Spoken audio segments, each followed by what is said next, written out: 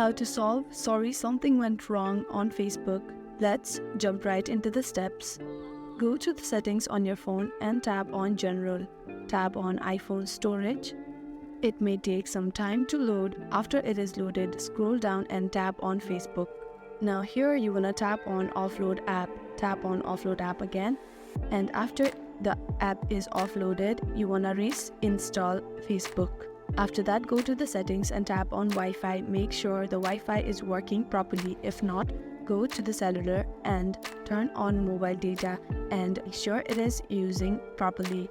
After that, you need to scroll down and tap on Facebook, and you need to allow all the activities of Facebook there, and that might solve your problem. That is how you can fix the message "something went wrong" on Facebook. I really hope this video helped you out. Thank you so much for watching till the end.